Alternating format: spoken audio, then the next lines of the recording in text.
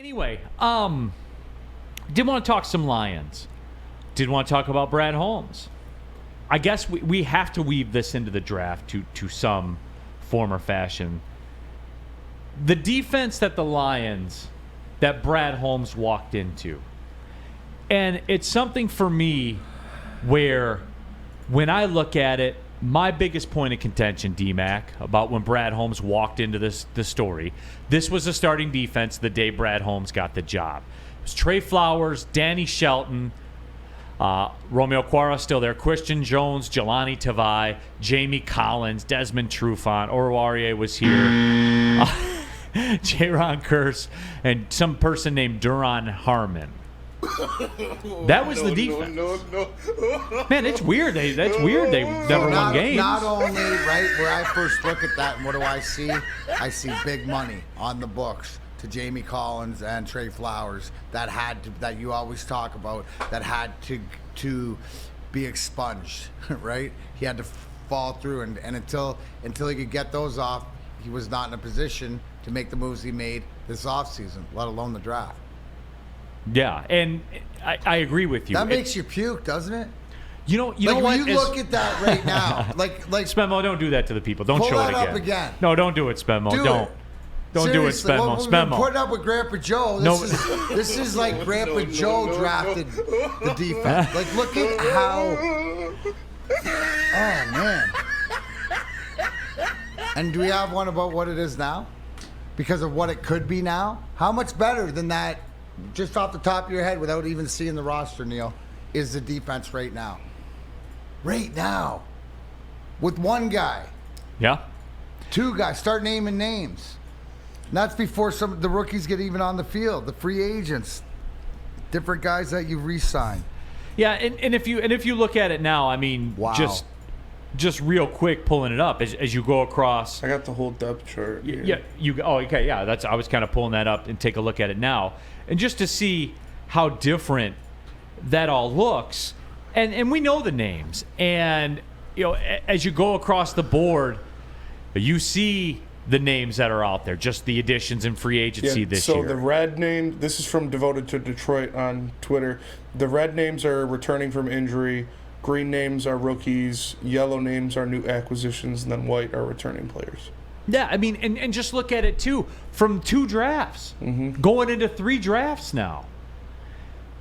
And, look, I got to be fair, and I got to be honest, because my whole thing about the draft, and I was a big Jalen Carter guy, and I'm pounding the table, and what was my rallying point? I never want to have a team run for 300 yards against us in a half, ever.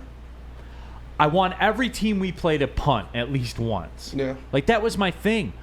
But when you go back and look at what it was 2 years ago, I don't want to say that's an unrealistic or unfair expectation by me, but at the same time, sometimes you gotta look back and see how far you've come. And that's an incredible flip job by Brad Holmes. And I know I'm getting caught up in it. And I know but we're you're not getting caught up in it. talking about the defense, right? We're not talking about the offense. We're talking about the defense. Well, yeah, just based on what he walked into versus what it is right? now. So, just to get it on point before Brandon Katz throws everybody off. Oh, yeah, but Neal, you inherited the 5 best offensive line. We're talking about the defense. And you look at what's improved and what's coming back and whatever else. When I look up there, you know who the wild card is to me? Tracy Walker. Missing the whole year, coming back. Like that's like the Mosley thing. You got 2 guys that have done it before and can still prove. I look at that, like, that's not even close to what he inherited. Yeah.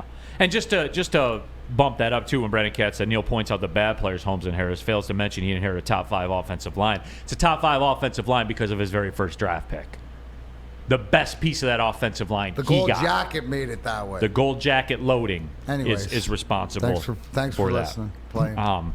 But no, it is. It's for me to flip it, and I don't know, right? Like the Stoke not scared movement, and blindly they're going to win the division, they're going to win a playoff game, and all that kind of stuff. And I'm even me, who's blind?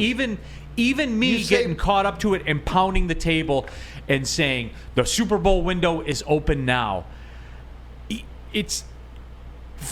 I have to do it, D-Mac. I have to take a look back and remember that just 2 years ago, that was this team, man.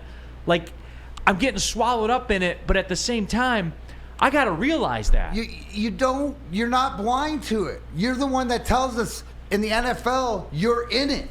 That just proves to you that Brad Holmes and Dan Campbell and the whole organization is acting like they're in their window right now. That's all you can ask for, the self-awareness.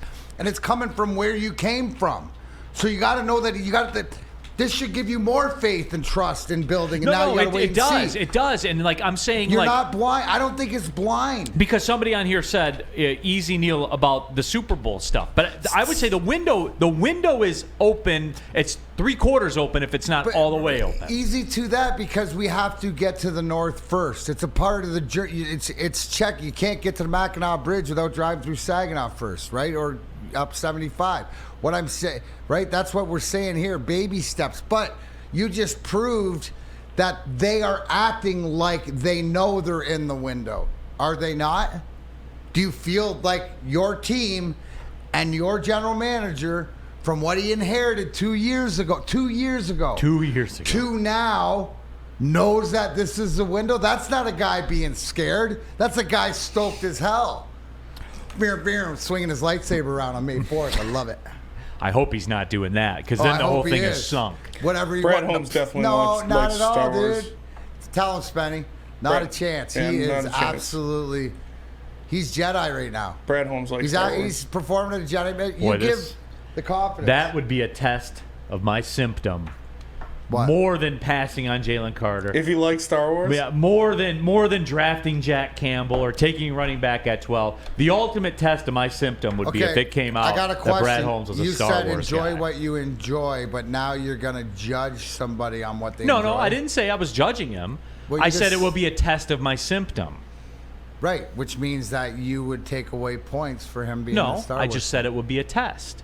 I'm confident I would Brad still come. I would come out on the other side. Campbell, Jalen Carter. What we heard is interesting. Is that yes, what it is? Okay. That's exactly what I would say. On this one. In my media availability, I would say it was interesting.